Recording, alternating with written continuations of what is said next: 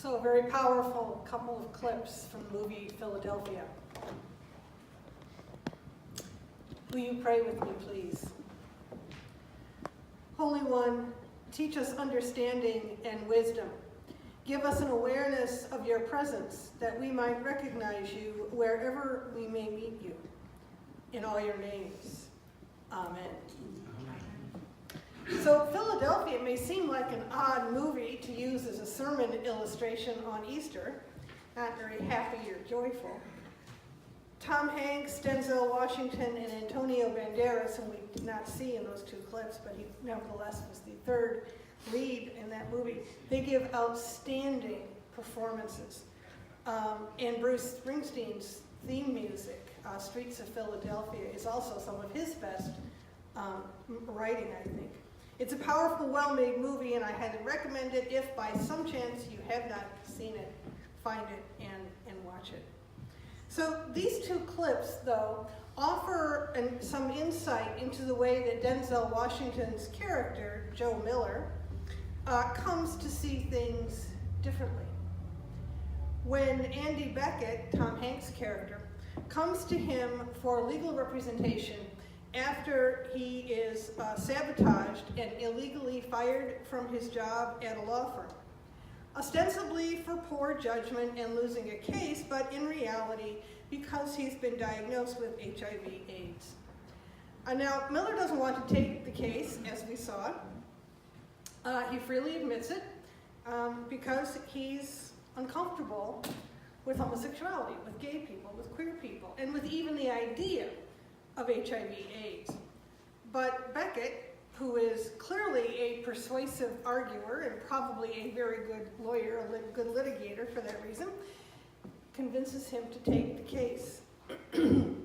And this is the part we don't see, but it's the part that's in between the two clips. Over the course of time, as they prepare the case, Miller changes his way of seeing Beckett. He's no longer a gay man with AIDS. He's a colleague, a fellow attorney who's been wronged. And in that courtroom scene, Miller's trying to offer that alternative vision to the judge and to the opposing counsel. He's pointing out that all they are seeing, in spite of the judge saying that they don't, is Beckett's sexuality and HIV status, which is the real reason he was fired.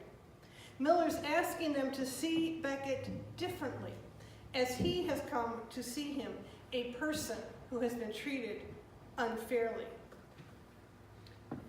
Mary, on that first Easter in the garden, couldn't see Jesus.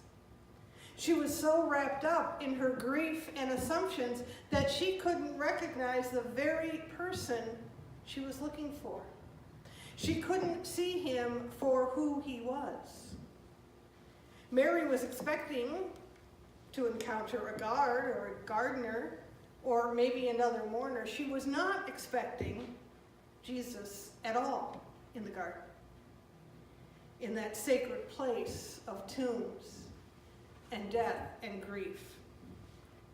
And instead, she found the joy of Jesus' resurrection. We've had a rash of fires at sacred places recently, haven't we? A mosque in Jerusalem, 3 historically black churches in Louisiana, and of course the Cathedral of Notre Dame de Paris. A church in South Africa suffered damage from a weakened wall on Good Friday, collapsing and killing 29 people. Not a fire, but severe damage nonetheless. And just this morning in Sri Lanka, more than 200 people have been killed by terrorist attacks at churches and tourist hotels. The damage and destruction of places of worship is especially difficult for us to process. We think of such places as set apart,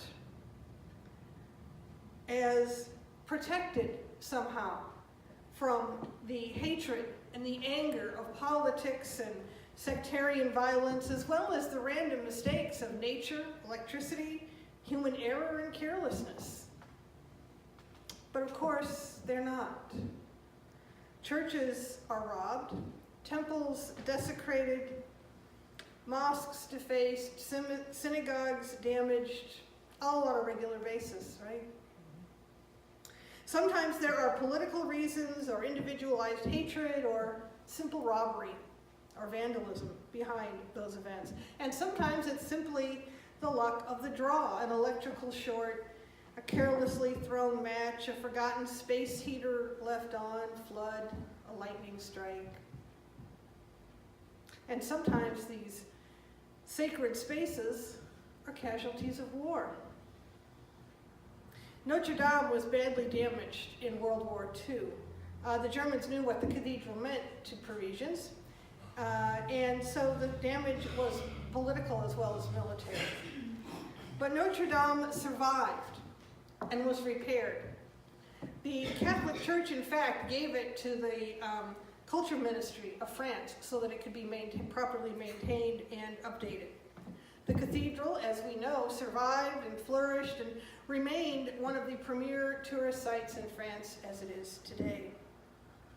The people responsible for that restoration could recognize the inherent beauty of Notre Dame and knew there was more to the cathedral than the damage that had been done, and so they rebuilt and restored it.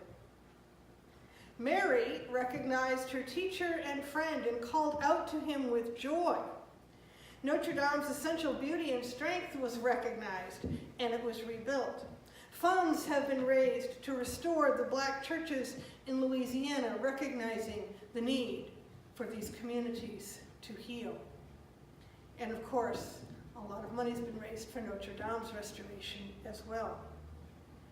Now, people work this way too. The people who seem most unlovable, most damaged, are the ones who most need our love, who need recognition of their humanity, who need restoration.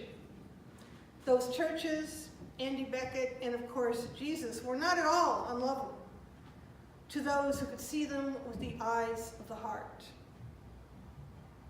When people are seen through the eyes of love, most especially God's love, everyone can be healed, uplifted, and restored. The eyes of love see beyond the burnt roof, the fallen wall, the illness, the seemingly unchangeable fact of death, can see the truth beyond those facades. The beloved building, person, friend, teacher. Christ's Easter resurrection is about seeing the world and each other in new ways, in ways we never thought possible. In another song, Bruce Springsteen sings, "Everything that dies someday comes back." Joe Miller, the Parisians, Mary, and we ourselves can testify to this. How many times in our own lives have we thought everything was lost, done, over with? Maybe we lost a job or family or friends when we came out. Maybe we grieved and are still grieving the death of a beloved family member or friend. Or maybe we had a serious health issue, or maybe it was simply that life moved in a different direction than what we had hoped and planned and worked for. In time, we recovered and are recovering. We found a new direction. We healed, or we learned to live with a chronic illness, found new family and friends who loved us as we were and are. We saw the world with new eyes. We had new life and new hope. All was not lost, and neither are our siblings in this world. May God give us wisdom to see beyond the facade. May we recognize the resurrection in each other. Amen. Amen.